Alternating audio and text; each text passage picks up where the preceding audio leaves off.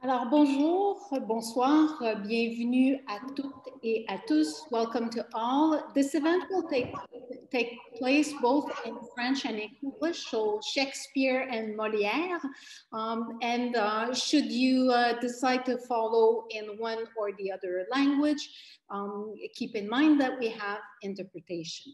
Je suis très heureuse de vous accueillir ce soir virtuellement à l'ambassade du Canada pour une rencontre exceptionnelle avec deux grandes figures de la COP 21. Monsieur le Premier ministre Laurent Fabius, qui était à l'époque le président de la COP 21, et Madame Catherine McKenna, qui est ministre canadienne des infrastructures, mais qui était à l'époque ministre et nouvellement nommée ministre de l'Environnement au Canada. Nous sommes très honorés de vous avoir avec nous ce soir.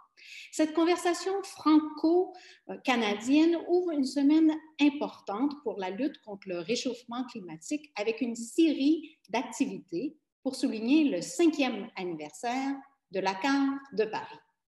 Aussi ai-je invité mon ami et collègue Lord Ed Ludwig, ambassadeur de la Grande-Bretagne en France, à participer à notre rencontre en qualité de grand témoin. J'inviterai Ed à offrir ses remarques en fin de session. La conversation de ce soir propose un temps de réflexion sur la COP 21 il y a 5 ans. Les objectifs et les engagements seront affirmés par nos leaders lors du sommet climat. D'ici là, nous souhaitons prendre ensemble un pas de recul sur le succès d'hier et les enjeux d'aujourd'hui. Pour ouvrir cette session, je voudrais proposer quelques remarques. En matière de lutte contre le changement climatique, depuis longtemps, nous parlons d'urgence. Or, nous savons que l'urgence d'aujourd'hui est encore plus criante que celle d'hier. En 5 ans, le monde a changé. La jeunesse, qui incarne l'avenir de notre humanité, s'en est emparée. Nous avons tous en mémoire les nombreuses marches pour le climat auxquelles notre jeunesse a participé aux 4 coins du monde. Leur mobilisation, leur détermination nous oblige. Mais aujourd'hui, ce qui conditionne le moment et les esprits, c'est la crise pandémique. Avec le recul requis, nous verrons d'ici quelques temps plus clair sur ce qu'elle aura changé au monde d'avant. Elle a, en tout cas, fait naître une forte aspiration au changement, notamment à un mieux-disant et à un mieux-faisant écologique, et c'est très utile.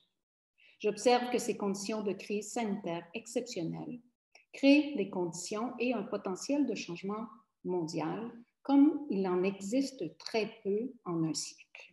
Toute bonne volonté qui passe à l'acte contribue à créer le changement, ce qui est encore mieux que d'y aspirer. Chaque action compte, dans les modes de consommation comme dans l'offre d'infrastructures publiques, au local et au global. Relever le défi de la lutte contre le changement climatique nécessite du leadership. Le Canada et la France y sont depuis 5 ans engagés, tout comme la Grande-Bretagne. Aussi, je suis très heureuse de laisser maintenant la parole à 2 de nos leaders pour le climat, Monsieur le Premier ministre Laurent Fabius et Madame la ministre Catherine McKenna, que je tiens à remercier une fois de plus d'avoir accepté de participer à cette conversation. Je laisse sans attendre le micro et l'écran à Sébastien Couillère, directeur général de l'IDRI, think tank, lui aussi leader de la réflexion environnementale et climatique. Sébastien, à toi le plancher virtuel. Merci beaucoup, Madame l'ambassadrice, pour cette introduction. C'est vraiment un grand honneur pour moi, en tant que directeur de l'IDRI, de pouvoir animer ce webinaire qui me semble extrêmement important pour comprendre le sens que va pouvoir prendre cet anniversaire des 5 ans de l'accord de Paris. On est quand même dans une période où les citoyens de nos pays professent à la fois beaucoup de scepticisme, ont beaucoup besoin d'espoir. Et donc, je pense qu'on a besoin de réalisme, de crédibilité, et puis, comme vous le disiez, aussi de leadership. Et donc, on est vraiment au cœur de questions sur lesquelles Monsieur le Premier ministre Fabius et Madame la ministre McKenna ont déjà beaucoup pris la parole pendant ces 5 ans. Et il me semble très important de pouvoir les entendre à nouveau. Dans cette logique, on a besoin à la fois de dynamique politique et de réel politique, et donc de réalisme. Comme vous le disiez, c'est une initiative qui me semble extrêmement bienvenue de la part de l'ambassade du Canada en France. Vous l'avez souligné tout à l'heure, le Canada et l'Union européenne ont été largement associés pour tenir bon pendant une période extrêmement bousculée géopolitiquement depuis la signature de l'accord. J'ai dit tenir bon, j'allais dire tenir à bout de bras l'accord de Paris, hein, Canada, Europe. Il y a eu des alliances de pays pour essayer de soutenir cet accord. Et c'est évidemment pas pour exclure ni le Royaume-Uni ni la Chine. Il y a d'autres pays qui ont été extrêmement actifs, mais il me semble que c'est extrêmement bienvenu de pouvoir entendre des perspectives transatlantiques entre le Canada et l'Union européenne. Comme vous l'avez souligné, nous avons 2 invités de marque qui ont joué un rôle majeur dans la conclusion de l'accord. Évidemment, Monsieur le Premier ministre Fabius, qui était président de la COP en tant que ministre des Affaires étrangères français, qui a été l'architecte, j'allais dire, et avec des services diplomatiques français qui avaient préparé depuis j'allais presque dire depuis l'accord de Copenhague, depuis l'accord de Copenhague et les difficultés de Copenhague en 2009, la possibilité d'un accord à Paris, mais évidemment que les efforts diplomatiques français reposaient aussi sur un certain nombre d'alliés diplomatiques et que le Canada a été un pays extrêmement important dans cette répartition des efforts pour réussir à faire l'accord, à monter la coalition de pays qui ont emporté l'accord à la fin de cette COP 21. Donc, beaucoup de leçons à apprendre de nos 2 invités de marque ce soir. Et je vais tout de suite passer aux questions. Je voudrais juste souligner, excusez-moi, un point de méthode. Donc, n'oubliez pas, comme l'a dit Madame l'ambassadrice, que vous avez en bas, dans le bandeau du bas de votre application Zoom, un bouton interprétation qui vous permet d'écouter en français ou en anglais, plutôt en anglais pour ceux qui nous écoutent parce que nous allons tenir la conversation en français. Et pour poser des questions à nos 2 invités, je vous recommande d'utiliser le bouton questions et réponses Q et R, donc de poser vos questions par écrit, et c'est moi qui me ferai le truchement de vos questions auprès de nos 2 invités d'ici une petite demi-heure. Donc, sans plus tarder, je vais poser à peu près la même question à nos 2 invités. La question principale, c'est vous avez l'une comme l'autre joué chacun un rôle clé spécifique dans la conclusion de l'accord de Paris. Comment voyez-vous le bilan de ces 5 ans? Est-ce que l'accord de Paris a tenu face à ces vents contraires géopolitiques, les tensions commerciales, les tensions politique, mais aussi la crise qu'on vient de traverser? Est-ce que ça a tenu? Et est-ce qu'on peut faire un bilan des effets de l'accord de Paris? Qu'est-ce que vous souhaiteriez nous en dire, vous qui avez été à la base et qui connaissez donc bien l'esprit de l'accord de Paris? Est-ce qu'on doit en retenir? Madame la ministre, je vous passe d'abord la parole. Madame McKenna. Alors, merci. Je suis tellement heureuse d'être ici. C'est dommage que je ne suis pas à Paris pour célébrer, mais c'est un temps vraiment difficile. Alors, je pense à tout le monde à Paris, au Canada et puis dans le monde entier, mais on a un peu d'espoir. Et je vais parler un peu de ça après, mais je pense qu'on doit prendre le même esprit qu'on a pour attaquer au COVID-19 pour la crise climatique. Il y a vraiment des leçons. Mais je vais retourner à l'accord de Paris. Alors, moi, j'étais ministre 3 jours, puis je suis allée à Paris. J'ai décidé, mais on va faire une différence. Parce qu'avant, on ne faisait pas une grande différence. On allait en arrière, je pense, dans les négociations, le Canada. Et j'avais la chance de rencontrer Laurent Fabius. C'était le président du COP. Et c'est extraordinaire d'être là. Je ne savais pas beaucoup des négociations, mais je savais négocier. Je veux dire que j'avais des expériences à l'international, faire des négociations. Et une des leçons qui est très importante, et Laurent, je ne sais pas si vous savez, j'ai fait une série de tweets c'était après le COP, parce que moi, j'ai enseigné, j'ai fait beaucoup de choses dans ma vie, mais j'ai enseigné, et j'ai pensé que peut-être des étudiants pourraient savoir des réflexions de COP21. Qu'est-ce qui a marché? Le premier tweet sur les leçons de COP21. Le leadership et les personnalités jouent un rôle très important. Laurent Fabius a fait honneur à sa réputation de diplomate accompli. Il a écouté, n'a jamais perdu son sang-froid et a fait en sorte que chaque pays se sentait écouté et important. Alors, je pense que, Edward, s'il y a une leçon pour la Grande-Bretagne, ça, c'est une vraie leçon. On a besoin du leadership, vraiment leadership politique, pas des négociateurs. Des négociateurs, c'est important, mais des chefs des pays et aussi des ministres. Mais on doit aussi faire attention qu'on écoute à tout le monde. Et j'ai vraiment vu ça aux négociations. On avait eu, je pense que c'était quelque chose d'innovatrice, des Zimbabwe. Je ne sais pas quel pays ça vient, le nom, mais ça allait très tard le soir, des fois, tout le monde entier. Quand je dis tout le monde entier, 195 pays autour d'une table, une très grande table. C'était très froid, il n'y a pas de nourriture. Moi, j'étais en France, à Paris, il n'y avait rien pour manger, des baguettes peut-être. Mais on s'assoyait à une table et chaque pays dans le monde avait la chance de parler. Et si on veut vraiment attaquer au changement climatique, c'est sûr, il y a des pays développés, c'est sûr, il y a des pays qui ont les plus grandes émissions de gaz à effet de serre, mais il y a aussi des pays qui subissent les impacts des changements climatiques, mais contribuent presque rien. Et tout le monde doit avoir la chance de parler. Alors, je pense qu'on a vu que ça, c'était vraiment, vraiment important. Et j'ai d'autres tweets. Les gens, je vais faire un tweet, une liste de tweets maintenant de mes leçons. Mais je veux dire ce qui, à fin de compte, ce qui était le plus important. Il a fallu que chaque pays décide que malgré les concessions, on doit faire des concessions dans la vie, il valait mieux faire partie de l'accord, un accord ambitieux, plutôt de le compromettre. Et le multilatéralisme a fonctionné. Et ça, c'est vraiment important. Ça ne peut pas être un pays, deux pays qui peut décider les choses. On doit tous être ensemble. La pollution ne connaît pas de bornes. Et pour nos enfants, pour nos petits-enfants, on doit avoir l'ambition et on doit avancer toujours. Et vraiment, Laurent Fabius était extraordinaire. Vraiment une leçon que tout le monde devrait regarder. Comment est-ce qu'on fait quelque chose avec ambition qui va faire une grande différence? Mais moi, j'ai fait une petite partie, j'ai fait partie de la négociation. Le texte est marché, c'était assez difficile, des soirs sans coucher, mais seulement une partie pour contribuer à quelque chose d'extraordinaire. La dernière chose que je veux dire, je vais vraiment remercier la France parce qu'il y avait une attaque terroriste. Moi, je suis allée au pré-COP.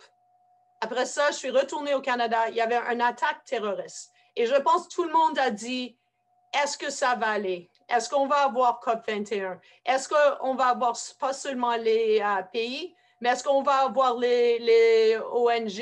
Est-ce qu'on va avoir la société civile? Et la France était ferme. Il a dit, c'est trop important. On va en face d'un acte terroriste. On va aller en avance avec plus d'ampleur. Alors, vraiment, c'était extraordinaire, le leadership de la France. Et moi, j'étais vraiment heureuse de faire partie. Merci beaucoup, Madame la Ministre. Monsieur le Premier ministre, de votre côté, comment voyez-vous les conditions du succès de la COP21? Et si vous le souhaitez aussi, qu'est-ce qui s'est passé depuis et quel bilan vous tirez de la solidité de ce que vous avez réussi à construire en cette année très importante il y a 5 ans? D'abord, bonjour à tous. Ça me fait extrêmement plaisir d'être avec vous, Madame l'ambassadrice, Monsieur l'ambassadeur et toi, chère Catherine. Et en te voyant là, j'ai un souvenir très précis. C'est que quand tu es arrivé avec ton sourire rayonnant, ta chevelure blonde, c'est la jalousie qui me fait parler, et que tu as dit Canada is back, et ben tout le monde s'est levé et a applaudi. Et le Canada, je ne veux pas rentrer dans des considérations politiques, qui auparavant étaient du côté des pays à convaincre, est devenu en quelques jours du côté des pays sur lesquels on pouvait compter pour convaincre les autres. Ce n'était pas la même chose. Alors, bon, cette réunion, ça me remet en mémoire évidemment ce qui s'est passé il y a 5 ans.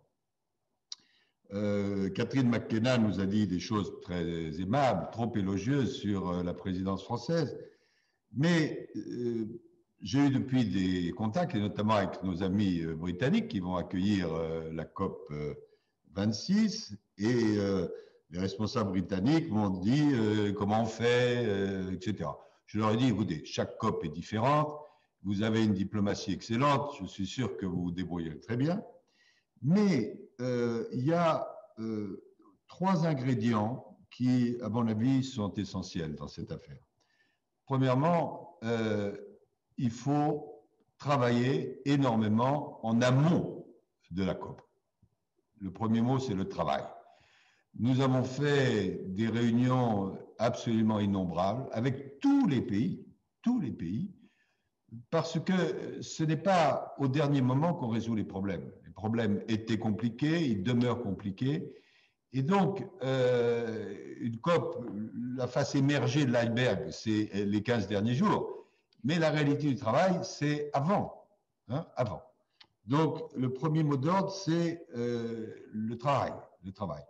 Même si ce qui se passe dans les 15 derniers jours est très important, je me rappelle que pour la COP 21, quand on a démarré la COP, il y avait encore 1600 phrases qui étaient entre parenthèses parce qu'on n'était pas d'accord. Et l'objet, c'était de passer de 1600 à 0. Ce qui fait que, Catherine, tu as raison de dire qu'on n'a pas beaucoup dormi. Donc, premier élément, le travail préparatoire. Deuxième élément, il faut écouter tout le monde. On ne peut pas donner raison à tout le monde, bien sûr, mais il faut que chaque pays, y compris le plus petit, sente qu'on le respecte et que ce n'est pas une comédie. Le mot clé, c'est trust, la confiance. Il ne faut pas qu'on pense que le président de la COP, il a dans sa poche la solution toute faite qui va sortir au dernier moment. C'est une co-construction. Alors évidemment, le pays qui accueille la COP est très important et si peut être exemplaire dans son comportement, c'est mieux. Parce que si on demande aux autres de faire un effort alors que soi-même on ne le fait pas, ce n'est pas très facile. Mais il faut écouter tout le monde. Et Catherine a fait allusion à cette procédure, Indaba, que j'avais importée d'Afrique du Sud et qui consistait tout simplement la nuit, parce que le jour, on travaillait tellement qu'on n'avait pas le temps, la nuit, à s'organiser autour d'une table et à écouter tout le monde. Alors, c'est long, souvent on n'est pas d'accord, parfois on peut être tenté de s'énerver, mais je me rappelle qu'on a fait au cours de ces 15 jours 3 moutures différentes du texte. Et il faut, l'objectif, évidemment, chaque pays ne peut pas avoir toute satisfaction, mais il faut qu'à la fin, chaque pays puisse se dire il n'y aura pas de meilleur compromis que celui qui nous est proposé. Et je peux revenir dans mon pays, moi ambassadeur, moi négociateur, moi chef du gouvernement, en disant j'ai bien défendu les intérêts de mon pays et les intérêts du monde. Donc, travail, écoute, et puis ambition. Parce que c'est relativement facile d'avoir un compromis bas de gamme, minimum. Mais là, à la COP de Paris, il s'agissait pour la première fois au niveau mondial de fixer les objectifs et les moyens. Là, tous ceux qui sont là connaissent très bien les accords, mais le grand public ne les connaît pas. Ce n'est pas du roman feuilleton, c'est 29 articles et 140 paragraphes de décision. Et c'est fixer un cadre qui tienne pour les années qui viennent. Vous m'avez demandé, monsieur le directeur, qu'est-ce qui reste, qu'est-ce qui a changé, quel est le bilan? L'apport de l'accord de Paris, c'est qu'il est la référence mondiale et le moteur principal pour la lutte contre le réchauffement climatique. Tout le monde fait référence à l'accord de Paris. Alors évidemment, il peut y avoir des déceptions, parce que à l'époque, les indicateurs clés, les objectifs clés, c'est plus de degrés, voire plus 1,5 degré. Et on n'est pas encore là. Mais déjà, l'accord de Paris a un effet. Avant l'accord de Paris, on était sur une tendance, un trend de plus 5 ou 6 degrés à la fin du siècle.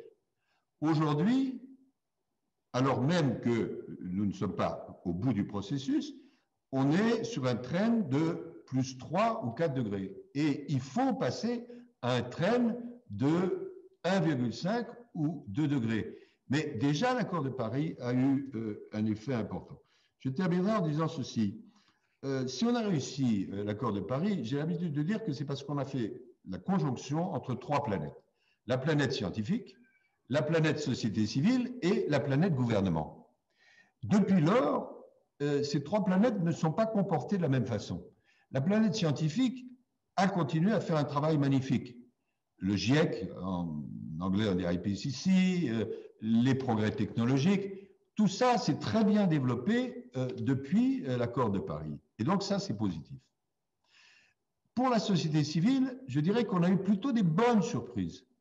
Parce que, Madame l'ambassadrice, vous avez cité la mobilisation de la jeunesse, beaucoup de régions et de communes ont agi dans la bonne direction. Les entreprises, pas toutes les entreprises, mais beaucoup d'entre elles ont compris que ce n'était pas simplement l'intérêt collectif, mais leur intérêt, y compris l'intérêt financier, que d'aller dans ce sens-là.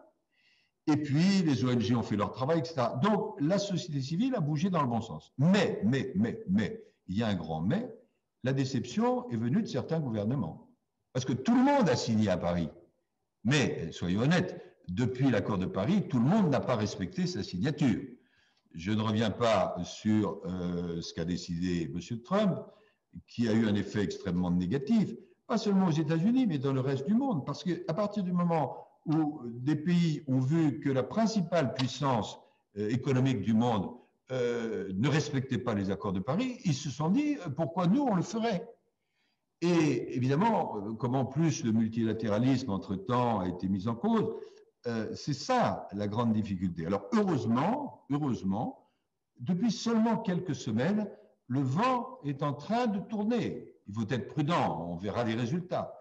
Mais vous avez eu la prise de position du président chinois, très importante, devant l'Assemblée générale des Nations unies, disant pour la première fois, eh bien, oui, il y aura un pic des émissions de carbone pour la Chine avant 2030 et il y aura une neutralité carbone au plus tard en 2060. Et la Chine, c'est quand même le premier émetteur de gaz à effet de serre au monde. Vous avez eu dans la foulée le Premier ministre du Japon, le président de Corée du Sud, vous avez eu très récemment les décisions du gouvernement britannique, et puis vous avez évidemment ce très grand changement qu'est l'élection de Joe Biden, qui a dit « je vais réintégrer l'accord de Paris et le climat sera ma priorité ». Ça reste bien sûr à traduire dans les faits, hein, et je suis prudent et je ne suis pas naïf. Mais là, on a un signe d'espoir. Donc, je conclurai. L'accord de Paris, c'est la référence mondiale. Tu as dit, Catherine, la comparaison avec la Covid. Bon, pour la Covid, on a trouvé un vaccin. Bravo. Pour le réchauffement climatique, il n'y a pas de vaccin. Mais il y a un antidote. Et l'antidote, c'est l'application intégrale de l'accord de Paris et retrouver cet esprit de Paris. Et on va préparer la COP26 avec cet esprit-là, avec beaucoup de travail, avec beaucoup d'écoute et avec une grande ambition. Merci beaucoup, le Premier ministre. Je me retourne vers vous, Madame la Ministre. Comme l'a souligné Monsieur Laurent Fabius, la situation a été compliquée. Comment faites-vous le bilan aujourd'hui de la situation où on est et quels sont les défis dont vous pensez qu'il faut avoir en tête, vu à la fois le bilan de l'accord de Paris et les conséquences de la crise, j'allais dire, auxquelles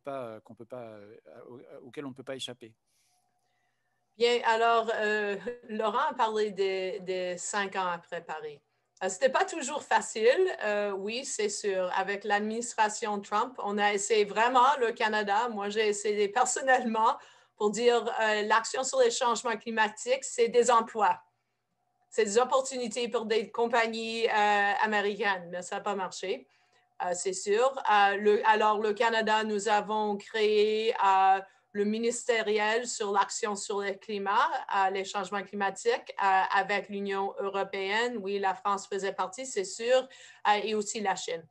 Parce qu'on a besoin d'avoir l'ambition. Et ce qui est terrible pour l'action sur les changements climatiques, quand on pense que les autres pays vont rien faire. Alors, on a dû aller dire, tout le monde est ensemble. Alors, pour l'année après l'accord de Paris, le seul but que j'avais, c'était pour démontrer que l'accord de Paris, il n'y avait pas un pays qui pourrait faire que c'est passé. C'est vraiment important et on a pu démontrer ça. Alors ça, c'était extraordinairement important. Et moi, j'ai aussi vu que même aux États-Unis, on avait on a les villes, on a les entreprises, on a des États qui ont tous travaillé pour les changements climatiques. Alors, on a vu vraiment les États-Unis étaient encore à l'accord de Paris dans les négociations, peut-être pas dans la salle, mais ils étaient là parce qu'il y avait beaucoup d'Américains qui voulaient voir l'action sur les changements climatiques. Mais moi, je suis optimiste, réaliste, ou peut-être réaliste optimiste. Ça dépend des jours. Mais je pense, oui, c'est vraiment important. On a l'administration Biden qui vient, ça va avoir un grand changement. Et ce qui est intéressant, si vous regardez comment il parle des changements climatiques, il y a une évolution. Il parle des changements climatiques. Je pense que Biden a dit, quand moi je pense aux changements climatiques, je pense aux emplois. Alors oui, c'est une crise économique qu'on est maintenant, la plus grande crise de la Grande Dépression. Alors, les emplois, c'est important. Il parle de l'air pur et de l'eau pure. Il parle aussi et la nature, ça fait partie de ça. Et il parle troisièmement de l'inclusivité. Alors, je pense qu'on a évolué comment on parle et comment on pense des changements climatiques. Je pense que c'est vraiment important. Les jeunes sont tellement importants. Alors, s'il y a des jeunes, continuez, marchez dans la rue. Faites certain que les politiciens comme moi sont comptables. C'est sûr, c'est tellement important d'avoir la clarité morale. Parce que pour eux, moi, j'ai 3 enfants. Ils me disent chaque journée, qu'est-ce que tu as fait aujourd'hui pour les changements climatiques, maman? Pas assez. C'est jamais assez. J'essaie, mais c'est jamais assez. On voit le prix des renouvelables. Quand on regarde combien ça a baissé et l'innovation qu'on a, c'est extraordinaire. On n'a jamais pu penser. Le financement du secteur privé. Ça, c'est vraiment extraordinaire. Moi, je suis tellement heureuse. Edward, Mark Carney est revenu chez nous. Alors, c'est beau. L'ancien gouverneur du Banque du Grande-Bretagne est revenu au Canada, travaille très fort parce que c'est sûr qu'on a besoin de le financement, changement de direction. Le charbon, c'est fini. On doit changer où nous faisons nos investissements, c'est sûr. On voit les pays qui disent, il y a beaucoup de pays maintenant qui disent on ne peut pas seulement parler de d'ici 2030, on doit parler d'ici 2050, on doit être net zéro. Le Canada a dit ça, on a un projet de loi qui fait qu'on doit être comptable comme la Grande-Bretagne, on a pris des leçons. Alors je pense, moi je suis positive, mais c'est passé. Et ce qui est, je pense moi, j'essaie de changer comment je parle des changements climatiques, de parler de comment on a pris un esprit pour le COVID-19 qu'on peut prendre maintenant. C'est quoi les leçons? J'ai fait un tweet, je fais des tweets parce que quand je pense à des choses, je vais oublier si je ne fais pas de tweet parce que je vais toujours trouver mes tweets. Mais quand on regarde l'approche qu'on a prise pour le COVID-19, premièrement, on a compris l'urgence. Je pense que des fois, c'est vraiment difficile. On ne comprend pas l'urgence d'action sur les changements climatiques. On a 10 ans maintenant, dès maintenant, on va faire de la différence ou non. Oui, 2050, c'est vraiment important, mais d'ici 2030, si on ne voit pas une baisse des émissions de gaz à effet de serre, ça va être très, très, très difficile. Ça va être impossible de faire ce qu'on a dit à Paris. Et merci encore, Laurent Fabius. Moi, j'ai fait une petite partie de ça, mais on a eu beaucoup d'ambition. On a eu une High Ambition Coalition. On a dit on doit viser pas moins de 2 degrés, mais vers 1,5 degré. Alors, l'urgence. 2. Qu'est-ce qu'on a fait avec COVID-19? On a fait des décisions basées sur la science. La science est la science et la science. On ne peut pas changer la science. Alors, nous savons c'est quoi la science. Alors, on doit suivre la science, faire des décisions basées sur la science, écouter les scientifiques, l'innovation sans cesse. Et ça, c'est quelque chose d'extraordinaire quand on voit l'innovation. Moi, je vois des compagnies. Aujourd'hui, j'ai fait une annonce avec Enercam. C'est une compagnie du Québec qui prend des déchets et fait des biocarburants. Ça, c'est l'opportunité. Et ça crée quoi? Des emplois. Nous avons tous besoin d'emplois et nous devons tous travailler ensemble. Le COVID-19, ça ne veut pas de borne. La pollution, les gaz à effet de serre ne connaissent pas de borne. Et alors, on doit tous travailler ensemble. Et si on prend cet esprit, si on apprend les leçons du COVID-19, qui a pensé dans 1 an, on aurait un vaccin? Il y avait des gens qui étaient des scientifiques qui ont dit peut-être on ne va jamais avoir un vaccin, c'est très difficile. Mais on a dit on a besoin de vaccins. On a une crise. Les plus vulnérables, ils meurent.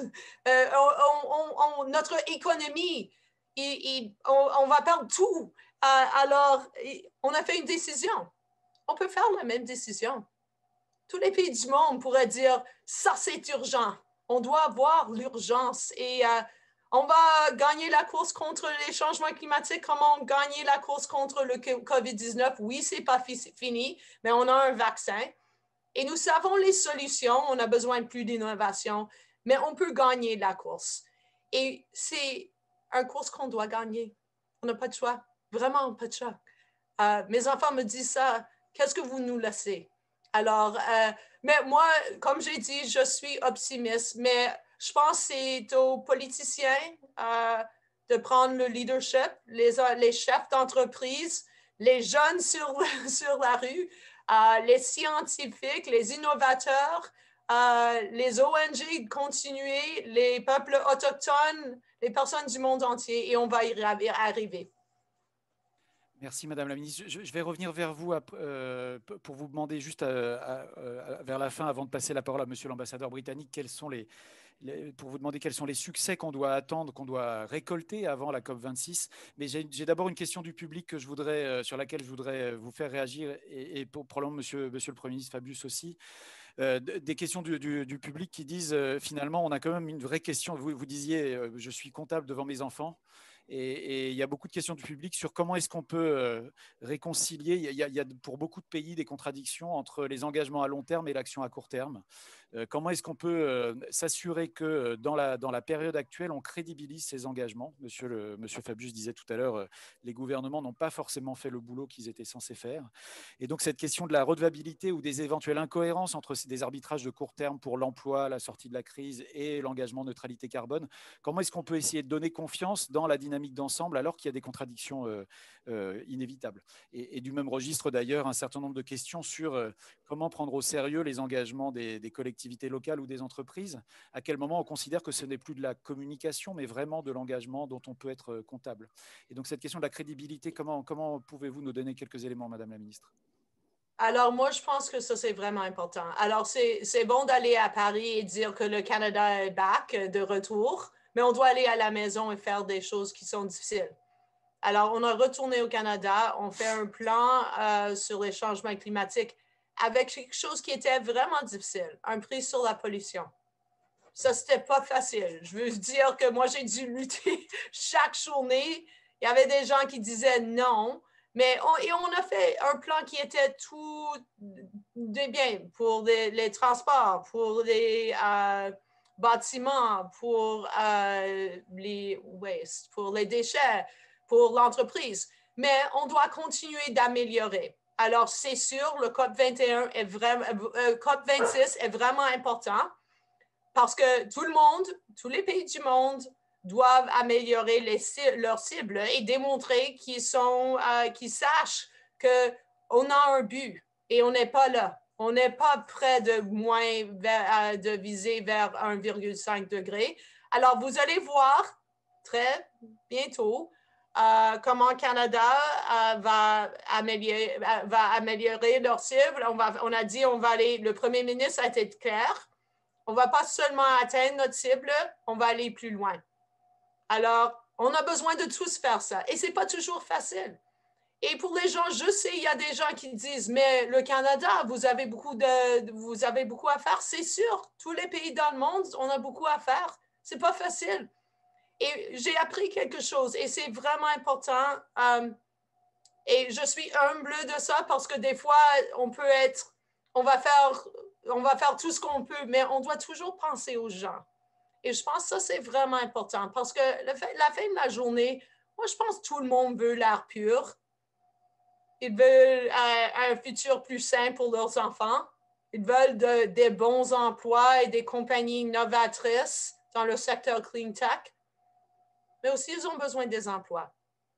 Alors, quand nous faisons la transition, nous devons toujours être conscients que tout le monde doit faire partie de ça. Et c'est facile de dire on va fermer des choses, on va faire tout ça. Mais à la fin de la journée, il y a quelqu'un qui doit aller à la maison, il doit dire à leurs enfants il n'y a pas d'emploi. Peut-être qu'il n'y a pas assez d'argent pour des cadeaux de Noël, je ne sais pas. Alors, on doit trouver une transition juste pour tout le monde. On travaille sur ça très fort au Canada. On travaille avec nos peuples autochtones pour qu'ils puissent faire partie de la solution. Alors, je pense toujours. On doit penser comment est-ce qu'on va atteindre nos cibles, comment est-ce qu'on va être ambitieux, mais comment est-ce qu'on va faire certain que tout le monde dans nos pays, dans le monde, font partie de la solution et que ça va être un futur plus prospère pour eux aussi. Merci beaucoup, Madame la Ministre. Alors, j'ai beaucoup de questions qui sont posées. Je vais en lister quelques-unes avant de vous passer la parole, Monsieur le Premier ministre, parce que vous pourriez peut-être en attraper un certain nombre, mais je pense que c'est important aussi que vous puissiez savoir ce qui interroge les participants. On a pas loin de 200 participants. Il y a beaucoup de gens aussi qui s'interrogent sur l'accord de Paris, c'est la base, c'est un bon début, mais qu'est-ce qu'il faudrait en plus? Est-ce que le mécanisme de conformité de l'accord de Paris, est-ce que c'est là-dessus qu'il faut mettre l'accent? Est-ce que c'est une question de prix du carbone? Est-ce qu'il faut construire des accords sectoriels par branche, automobile, acier, ciment, qui sous la houlette, sous le chapeau de l'accord de Paris permettraient d'être plus efficaces? Vous voyez qu'il y a pas mal de gens qui se disent voilà des choses qu'on devrait peut-être ajouter à partir de ce que vous avez construit. Donc ça, c'est des éléments sur lesquels, évidemment, Monsieur le Premier ministre, n'hésitez pas à réagir. Il y a aussi beaucoup de questions sur la question de la biodiversité, en disant, en fait, biodiversité et climat sont inséparables. La question des solutions fondées sur la nature est très importante.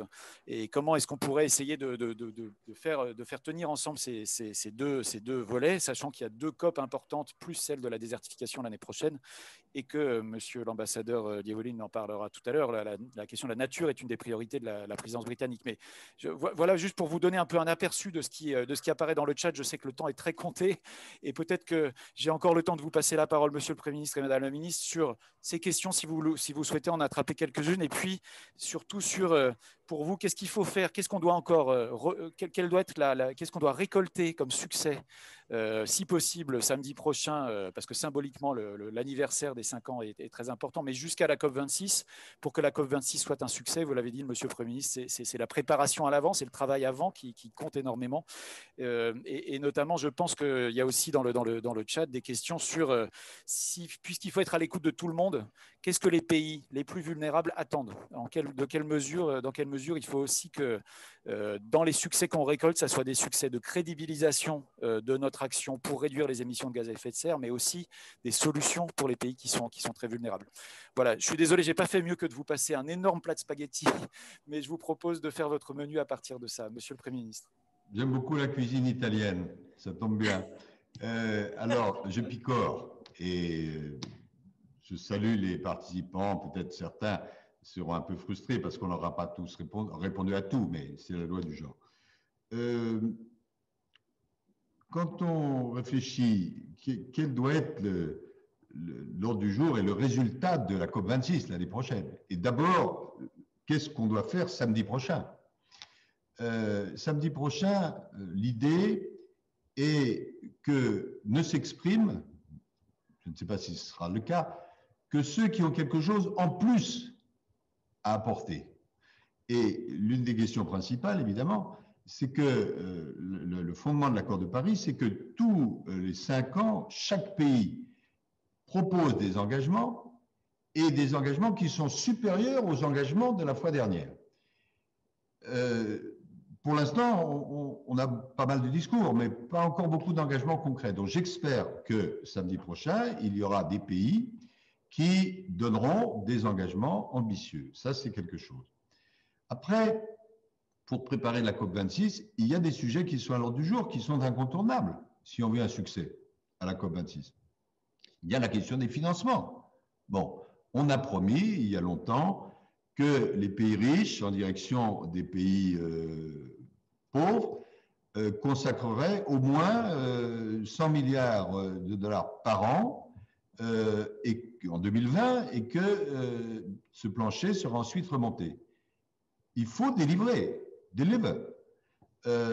parce que ce n'est pas du luxe, c'est nécessaire. Et il faut qu'il y ait une meilleure répartition entre ce qu'on appelle dans notre jargon de spécialiste l'atténuation et l'adaptation. Il y a des pays qui, bien sûr, tout le monde souhaite qu'on puisse atténuer le réchauffement climatique, mais il y a des pays qui ont besoin d'argent pour s'adapter aux conséquences du règlement climatique. Quand vous avez des inondations et que vous devez construire des digues, ce n'est pas sur fonds privés qu'on peut le faire, c'est sur fonds publics. Donc, c'est très important que cette question du financement puisse être réglée. La question des technologies. Prenons l'exemple de l'Afrique. L'Afrique contribue très peu au réchauffement climatique. Elle en est la première victime. Et elle a, pour beaucoup de pays, pas de financement et pas de technologie. Il faut arriver à les partager. Il y a la question que les spécialistes appellent la question de l'article 6, qui est une question très compliquée. Catherine la connaît bien. En particulier parce qu'elle est liée à la question de la tarification du carbone et de la question de savoir si oui ou non il faut mettre une taxe extérieure, etc. Je n'entre pas dans le détail, mais c'est vrai que cette question du prix du carbone est tout à fait centrale. Il est complètement anormal que les pays subventionnent les producteurs de carbone et pénalisent les énergies renouvelables. Or, c'est souvent ce qui se fait. Mais bien sûr, si on veut faire ça sans faire exploser l'économie et la société, la notion de transition juste, qui figure dans l'accord de Paris, mais qui depuis a été développée, est tout à fait fondamentale. Le problème de la lutte contre le réchauffement climatique, c'est une question aussi de lutte contre les inégalités, entre pays, entre régions, entre particuliers. Parce que si la lutte contre le réchauffement climatique signifie que quelqu'un qui n'a pas beaucoup de ressources doit voir sa facture de voiture, de déplacement, de ceci, de cela augmenter, sans qu'il y ait de compensation, ça ne fonctionnera pas. Donc la transition juste, c'est quelque chose de très important. J'ajoute deux remarques. Les accords sectoriels, oui. Ça doit compléter l'effort de la COP26.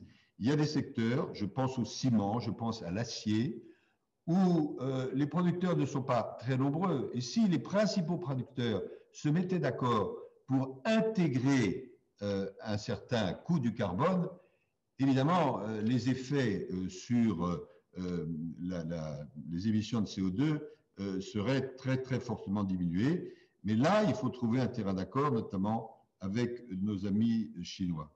Je termine par deux remarques. Un élément nouveau et très positif, c'est que beaucoup de pays maintenant parlent du long terme. Fixons le long terme à 2050-2060, avec l'objectif de neutralité carbone. Dans l'accord de Paris, nous étions plus prudents parce que l'atmosphère n'était pas encore telle qu'on puisse trouver un accord là-dessus. Maintenant, il y a des engagements de long terme. Parfait, il faut qu'ils soient généralisés. Il y a des engagements à l'horizon 2030. Ça, ce sont les nouvelles Nationally Determined Contributions, les engagements nationaux, qui doivent être augmentés. Et on attend avec impatience les engagements d'un certain nombre de grands pays pour dire voilà ce que nous faisons en 2030. Donc 2050, 2030, mais il y a aussi le court terme. Keynes disait à long terme, nous sommes tous morts. Et le court terme, Catherine l'a très bien dit, c'est la conciliation absolument indispensable entre ce qu'il faut faire pour lutter contre les conséquences de la Covid, du coronavirus, et ce qu'il faut faire pour lutter contre le dérèglement climatique. L'argent n'est pas infini. Il faut donc que les plans de relance ne soient pas des plans de relance bruns ou gris, mais des plans de relance verts. Et là, il y a un certain nombre d'exemples. L'Europe, qu'il ne faut pas oublier, parce qu'elle est centrale dans tout cela, a commencé à prendre des engagements, j'espère qu'il en prendra d'autres. Le Canada va aussi dans cette direction, d'autres pays. Et donc, il faut que, en préparant la COP26 et la sortie de la COP26, l'horizon soit clair, à court terme, à moyen terme et à long terme. Les populations en ont besoin, les entreprises en ont besoin. La prévisibilité, c'est quelque chose d'absolument central. La dernière chose que je voudrais dire, c'est à propos de la biodiversité. On s'aperçoit bien sûr que tout est lié. Il n'y a pas d'un côté la biodiversité, de l'autre la question du climat, de l'autre la question de la santé. Tout ça s'interpénètre. On le voit d'ailleurs parfaitement dans la question du coronavirus. Il va y avoir l'année prochaine plusieurs rencontres, notamment la COP de 15 sur la biodiversité en Chine et la COP 26 à Glasgow. Il faut construire ça ensemble. C'est absolument essentiel. Et si on est capable, à la fin de l'année prochaine, mais sur la base de travaux préparatoires très importants, d'avoir un horizon prévisible, des contrôles, une extension aux différents secteurs, avancer sur la question des financements et des prix du carbone, eh bien, si en même temps il y a le souffle de la jeunesse, alors là, vous avez posé la question, optimiste ou pessimiste, moi je dirais volontariste. J'ai écrit un petit bouquin récemment qui s'appelle Rouge Carbone. Et je fais, au début de mon livre, je cite une citation du général de Gaulle. Je pense qu'on peut citer le général de Gaulle devant nos amis canadiens, parce que l'histoire a passé. Chacun comprendra à quoi je fais allusion. Et de Gaulle dit, entre possible et impossible, 2 lettres et un état d'esprit. Ben, c'est cet état d'esprit qu'il faut retrouver, recréer et impulser. Merci beaucoup, Monsieur le Premier ministre. Je me tourne vers Madame la ministre McKenna.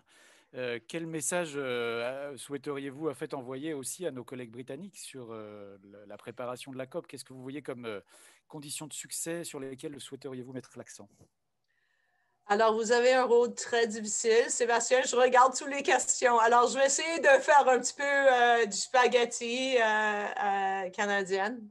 Alors, premièrement, je pense que Laurent a parlé des enjeux très importants pour COP26. C'est sûr, tout le monde a besoin de plus d'ambition. Alors, de nouveaux cibles, mais vraiment à atteindre des cibles. On doit avoir un plan. Deuxièmement, le financement. Les pays en voie de développement ont besoin de l'argent, c'est sûr.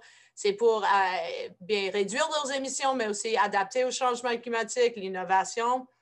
Et on a besoin des marchés. Alors, l'article 6, le fameux article 6, j'ai déjà offert mes services à Grande-Bretagne. J'ai dépassé beaucoup de soirs sur l'article 6, mais c'est vraiment important parce que la tarification du carbone, il y a un prix. La pollution a un prix. Nous payons tout le prix de la pollution maintenant. Et aussi, on a besoin des marchés. On a besoin de financement. Alors, ça, c'est vraiment important. Mais on a parlé, mais il y a d'autres choses qu'on doit faire, c'est sûr. Oui, le secteur aérien, maritime. On a des autres how do you say, the other places where we have these negotiations. C'est sûr, on doit... it's all hands on deck, folks. On n'a pas de choix. On doit travailler. C'est le COP, mais il y a beaucoup d'autres endroits où on doit travailler. Et je dirais, qu'est-ce qu'on a fait à 4 ans passés? On a créé de nouveaux forums qui sont très pratiques. Énergiser au-delà du charbon. le Canada et la Grande-Bretagne. On a créé le Powering Passport Coalition. On doit éliminer le charbon, tout le monde. Ça, on peut faire ça maintenant. Vraiment, on doit faire ça maintenant. Le financement, on doit éliminer et une transition juste.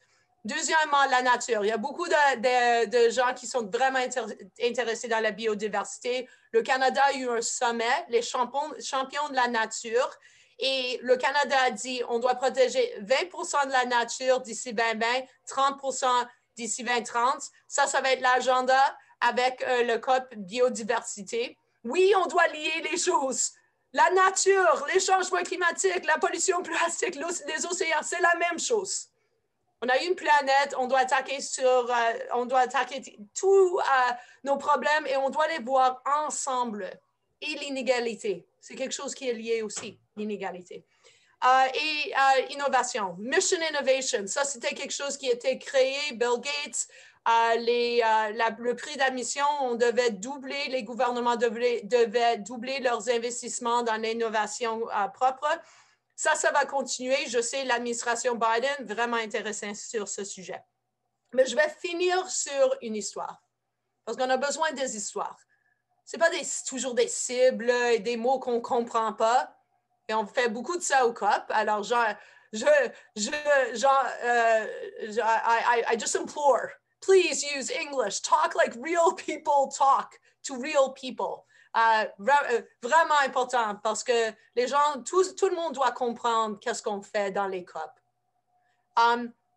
Mais je vais dire cette histoire. Alors, moi, j'étais dans l'Arctique. J'étais sur un bateau.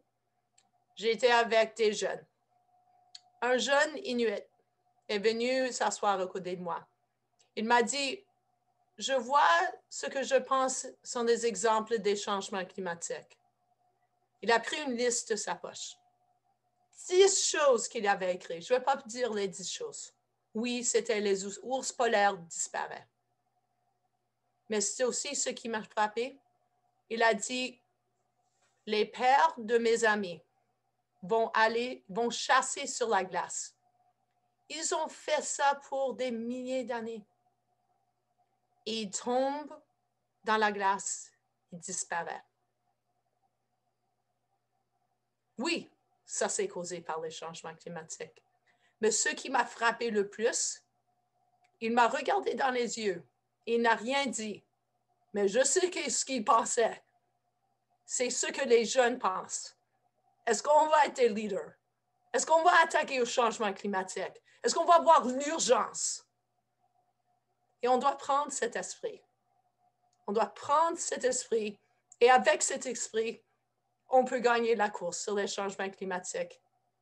Et on n'a pas de choix. Merci beaucoup, Madame la Ministre. Et je vois bien que c'est une histoire dont vous avez encore l'émotion au bout des lèvres. Et je pense que vous avez tout à fait raison de dire que c'est aussi cette dimension d'histoire et d'émotion qui est absolument indispensable pour nous saisir dans la route vers une action ambitieuse. Je vais tout de suite, je vous remercie beaucoup, Madame la Ministre, Monsieur le Premier ministre. Malheureusement, le temps nous est compté et il faut que je laisse le temps à Monsieur l'ambassadeur du Royaume-Uni à Paris de nous donner un peu ses perspectives à lui suite à tout ce qu'il vous a entendu dire. Je vous passe le micro, Monsieur Lord Llewellyn. Floor is yours. Merci infiniment et merci ma chère collègue Isabelle, chère ambassadrice. Merci, Monsieur le Premier ministre. Merci, Madame la ministre. C'est vraiment un honneur d'être parmi vous de manière virtuelle aujourd'hui. Et je sens la pression que le Royaume-Uni soit à la hauteur de ce que nos amis français ont fait ici à Paris il y a 5 ans. Et nous restons incroyablement admiratifs de la manière dont vous avez géré, Monsieur le Premier ministre, ce COP 21. C'est vraiment le point de repère pour nous tous. Et comme vous avez dit, c'est l'accord de Paris qui est le point de référence aujourd'hui pour tout le monde. J'étais très frappé par ce qu'a dit Madame la ministre, surtout l'importance de plusieurs mots. Et vous avez aussi, on avait mentionné plusieurs aussi, Monsieur le Premier ministre. Tout d'abord, le besoin essentiel du leadership.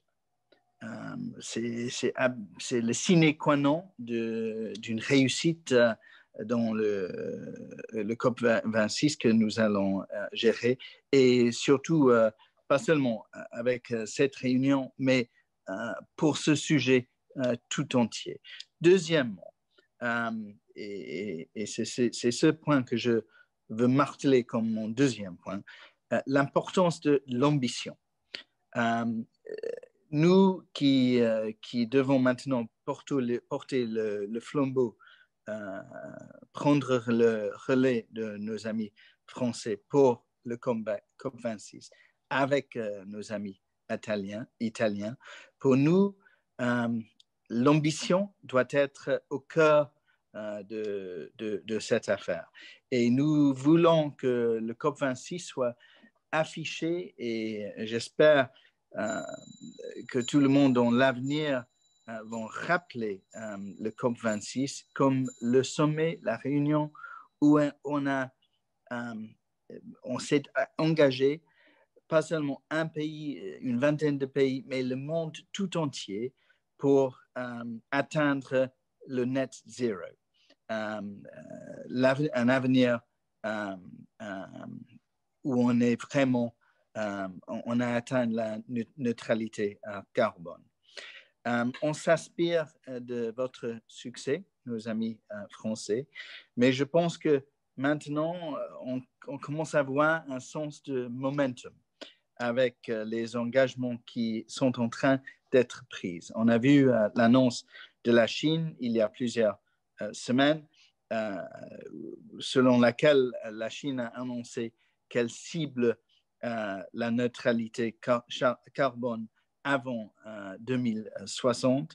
On a vu comment le Japon et la Corée du Sud ont annoncé eux aussi qu'ils ciblent cet objectif pour 2020. On se réjouit que maintenant, plus de 50% des émissions globales, je pense, sont couvertes par des engagements par des pays qui ciblent la neutralité carbone. Et ce week-end, comme plusieurs d'entre vous ont mentionné, nous allons présider le Royaume-Uni avec la France, avec les Nations Unies, avec nos partenaires italiens et chiliens, the Climate Ambition Summit. Et nous attendons à ce qu'il y a, j'espère, j'ai les trois croisés, beaucoup d'autres pays, beaucoup d'autres engagements qui vont renforcer cette dérive vers la neutralité carbone, et qu'on va voir beaucoup de pays qui affichent une ambition encore plus importante. Pour le Royaume-Uni, c'est mon troisième et presque dernier point. Pour nous, tout d'abord, nous sommes extrêmement fiers de pouvoir présider le COP26, mais nous sommes tout à fait conscients de la responsabilité immense que cela veut dire. Nous ressentons la responsabilité de mener, par exemple, de montrer cette ambition dont Madame la ministre et Monsieur le Premier ministre viennent de parler. C'est pour ça que notre Premier ministre a annoncé il y a plusieurs jours que le Royaume-Uni va cibler, a annoncé une nouvelle NDC, c'est-à-dire qu'avant l'année 2030, le Royaume-Uni va réduire par 68% ses émissions par rapport à l'année 90. C'est un cible majeure, très importante, qui implique un rythme, je pense, plus rapide que les autres économies majeures du monde. Cela s'ajoute à d'autres engagements que nous avons faits. Nous étions un des premiers pays, même le premier pays, je pense, qui a légiféré d'être charbon neutre avant 2050.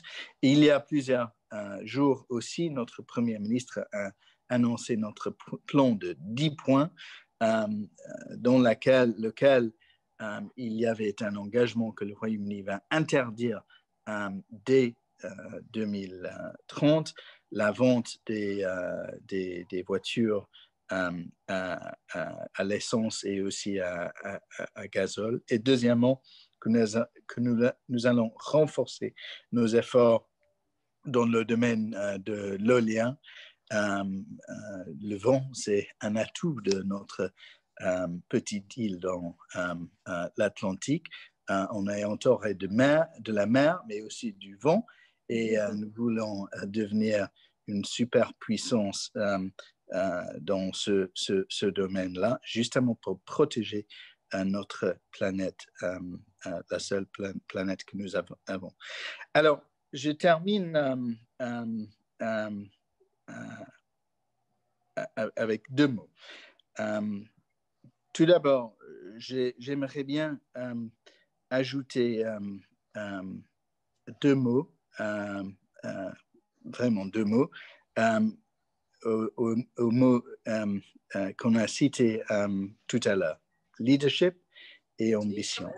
Je pense qu'on a vu dans les contributions de Monsieur le Premier ministre et Madame la ministre l'importance de la passion pour sauver notre terre, et la passion qu'on peut réussir et qu'on doit réussir dans cet effort multilatéral. On va réussir ou ne pas réussir ensemble. Et le deuxième mot, c'est celui-ci. Et je termine avec un tout petit histoire, conscient qu'on n'a pas beaucoup de temps. Mais ça s'inspire un peu de ce qu'a dit Madame la ministre. Il s'agit de nos enfants, de mes enfants, parce que nos enfants et nos petits-enfants vont être au cœur de cette affaire. Il y a 2 ans, ici à Paris, ma jeune fille qui avait à l'époque 5-6 ans, on était en train de sortir de Paris et elle a vu de la voiture des cheminées. Et des cheminées au-dessus desquelles il y avait beaucoup de la fumée, apparemment. Et il m'a demandé un peu comme les enfants de la ministre ont posé la même question. Daddy, what are you doing to save the planet? What are you doing about that smoke? Et moi, j'ai dit, on fait ça, on fait de notre mieux, on fait des efforts. Et elle n'était pas du tout contente. Et elle est devenue de plus en plus inquiète et finalement, elle s'est tombée en larmes. Elle a dit, c'est pas juste ce que vous faites avec notre planète et pour nous les enfants. Et cela m'a énormément marqué, comme vous pouvez l'imaginer. J'essayais de la rassurer. Mais plusieurs semaines après, je parlais à un ami et j'ai rendu compte que ces cheminées-là, ce n'était pas de la fumée, c'était du vapeur. Et c'était une centrale pour recycler les déchets et les convertir dans l'eau. Alors, le mot que je veux ajouter aussi, c'est de l'optimisme. On peut réussir ensemble, on doit réussir ensemble. Et ça, c'est l'engagement du Royaume-Uni à vos côtés. Merci de m'avoir invité. On va le faire ensemble. Merci. Merci beaucoup. Donc, nous sommes à quelques minutes de la fin. Je veux vous remercier, Monsieur le Premier ministre, d'avoir accepté de passer la dernière heure avec nous. Merci de vos propos empreints de grande sagesse et lucidité Et je vais retenir également, comme nombreuses citations de De Gaulle, mais je vais retenir celle que je ne connaissais pas jusqu'à il y a quelques minutes, celle que vous nous avez citée. Et je retiens bien sûr vos 3 mots, Monsieur le Premier ministre, travailler, écouter et ambition. Madame la ministre, toujours un plaisir d'être à vos côtés. Merci beaucoup d'avoir accepté d'être avec nous. J'ajouterais, Madame la ministre, que vous nous avez fait réaliser, bien sûr, comme Ed vient de le dire, l'importance de la passion, mais également de l'émotion. L'émotion dans ce discours, l'émotion qu'il faut nourrir pour nourrir à la fois également le sentiment d'urgence. C'est toujours un grand plaisir et un grand privilège de collaborer avec l'IDRI et de vous savoir à nos côtés. Merci beaucoup. Merci à toute votre équipe. Et mes derniers mots vont à mes collègues de l'ambassade du Canada et je pense à Caroline, Ornella, Tristan et Cyril. Merci d'avoir imaginé cette conversation. Merci d'avoir convié autant d'invités et merci à nouveau et à la Grande-Bretagne et à toi, Ed, meilleur des succès. Dormez pendant que vous pouvez dormir parce que le Premier ministre vous l'a bien dit, vous ne dormirez pas beaucoup et vous pouvez compter sur le Canada pour être à vos côtés et extrêmement ambitieux. Merci beaucoup.